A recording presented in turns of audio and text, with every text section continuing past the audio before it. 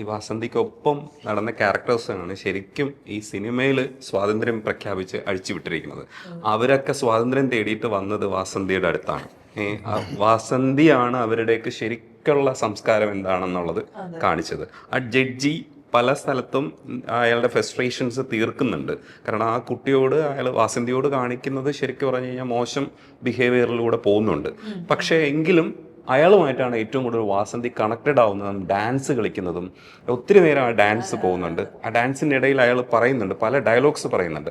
അതിലൊന്നെന്ന് പറയുന്നത് റിലേഷൻഷിപ്പിനെ കുറിച്ച്, കുടുംബത്തെക്കുറിച്ച്, കല്യാണത്തെക്കുറിച്ച്.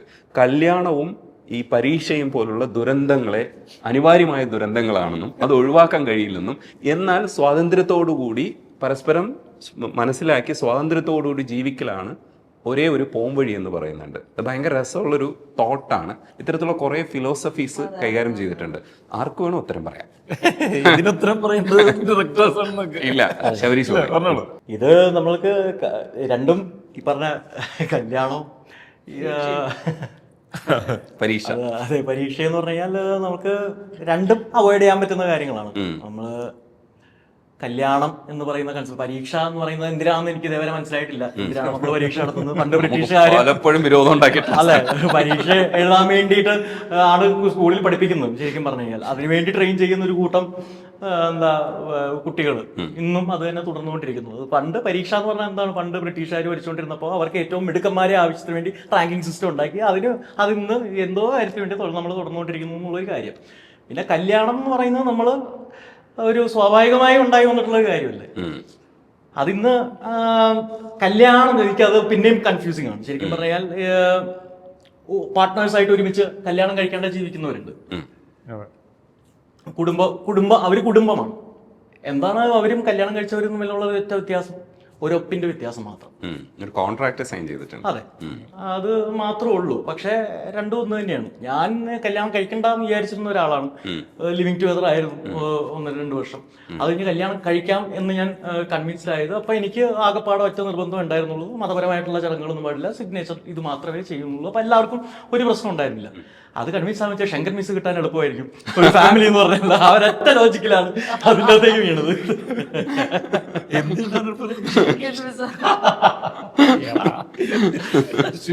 അപ്പോ ഇത് രണ്ടും കോംപ്ലിക്കേറ്റഡ് ആയിട്ടുള്ള കാര്യങ്ങളാണ്. ഒന്ന് ഔട്ട്ഡേറ്റഡ് ആയിട്ടുള്ള കാര്യമാണ് ഈ പരീക്ഷ എന്ന് പറയുന്നത്. കല്യാണം എന്ന് പറയുന്നത് ഇറ്റ്സ് ട്രിക്കി.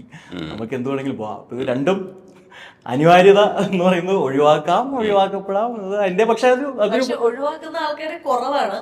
കല്യാണം കുറെ പേര് ഒഴിവാക്കുന്നുണ്ട്. പക്ഷെ പരീക്ഷ ഒഴിവാക്കാൻ പറ്റില്ലല്ലോ. അല്ല, അതാ പറഞ്ഞ അങ്ങനെ ആക്കിയിരുന്നെങ്കിൽ നല്ലതാണെന്നാണല്ലോ അയാൾ പറയുന്നത്. പക്ഷെ അത് ഒരിക്കലും പ്രാക്ടിക്കൽ ആവാത്ത ഒരു കാര്യമാണ്. അത് നമുക്കിങ്ങനെ പറയാന്ന് മാത്രമേ ഉള്ളൂ. കുറെ കാലം കഴിയുമ്പോൾ മെജോറിറ്റി ആൾക്കാരും അതിനെ സപ്പോർട്ട് ചെയ്ത് നിൽക്കുമ്പോ ഒരു മൈനോറിറ്റി പറയുന്ന കാര്യങ്ങളിൽ ചിലപ്പോ അത് മാറ്റങ്ങള് വരാം. ഇപ്പൊ നമ്മൾ റാങ്കിങ് സിസ്റ്റം മാറ്റി അതേപോലെ തന്നെ ഇരിക്കുന്ന മറ്റേ ഗ്രേഡിംഗ് സിസ്റ്റത്തിലേക്ക് വന്നല്ലോ. കുറച്ചൊക്കെ മാറിയെന്ന് നമ്മൾ സങ്കല്പിക്കുന്നുണ്ട്. അതേപോലെ വാസന്തിയാണ് ശരിയെന്ന് അയാൾ അതിന്റെ ഇടയ്ക്ക് പറയുന്നുണ്ട്. ശരി, നീ മാത്രമേ ശരിയുള്ളൂ. അതിന്റെ മിക്സിംഗ് സമയത്ത് ആ സമയത്ത് മ്യൂസിക് ഭയങ്കരമായിട്ട് ഉപയോഗിക്കേണ്ട ഒരു സമയമാണ്. ഈ ഡാൻസിന്റെ ഇടയ്ക്ക് ഇവരുടെ ഒരു ഉന്മാദിയെ പോലെ ഡാൻസ് കളിക്കുന്ന ഒരു സ്പേസിലാണ്. അപ്പൊ മ്യൂസിക് ഇങ്ങനെ ത്രൂ ഔട്ട് പോകുന്നുണ്ട്. പക്ഷെ ഈ ഡയലോഗ് വീണു പോകരുത്.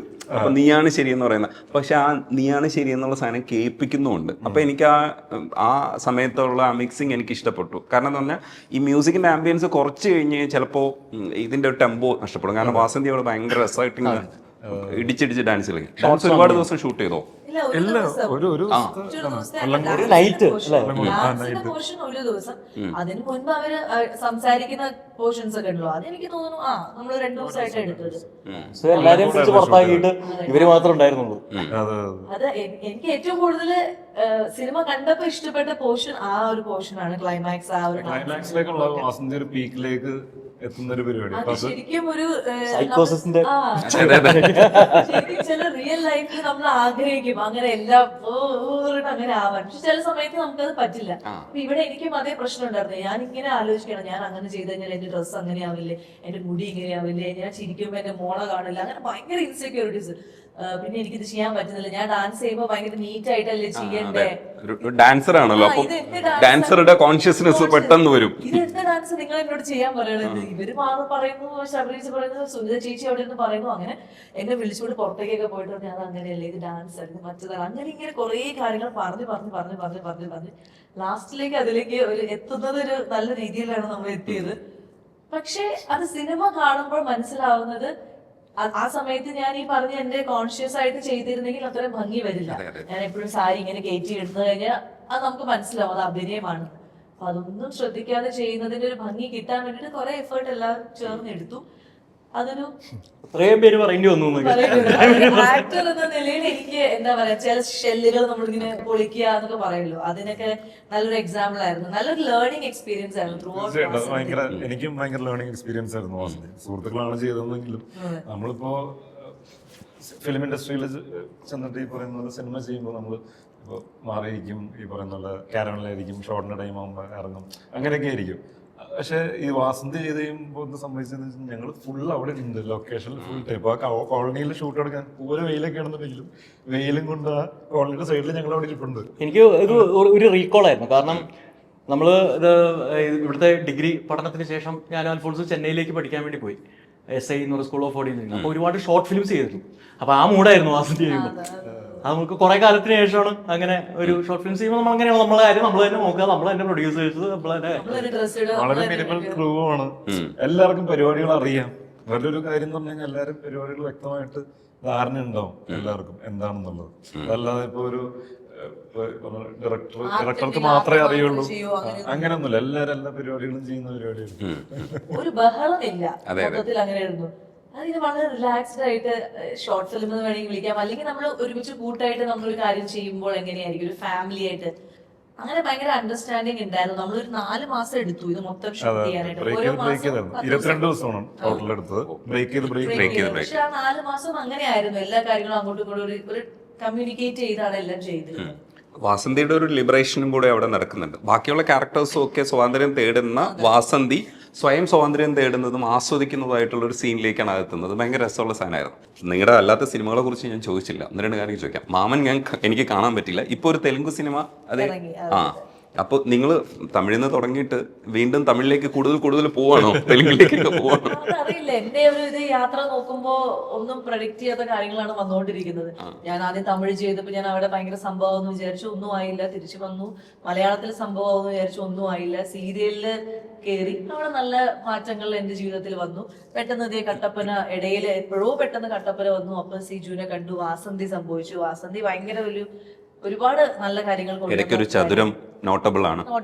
വാസന്തി കഴിഞ്ഞിട്ടാണ് അതിന്റെ സ്റ്റേറ്റ് അവാർഡ് അനൗൺസ് ചെയ്തപ്പോഴാണ് സിദ്ധുവേട്ടൻ ഈ കുട്ടി ഇത് ആരാണെന്ന് അന്വേഷിച്ച് വന്നത്. വാസന്തി കണ്ടൊന്നുമില്ല, ഇങ്ങനൊരു പുതിയ ആൾ ഉണ്ടല്ലോ എന്ന് മനസ്സിലാക്കിയത്.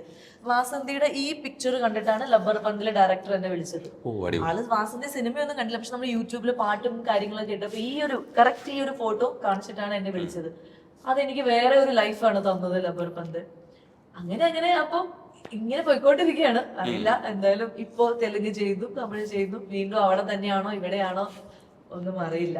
ഞങ്ങൾ തമ്മിൽ ശരിക്കും ഞാൻ ആദ്യം ശ്വാസിനെ കാണുന്നത് ചെന്നൈയിലാണ്. നേരത്തിന്റെ ഷൂട്ട് നടക്കുന്നുണ്ട് ചെന്നൈയിൽ.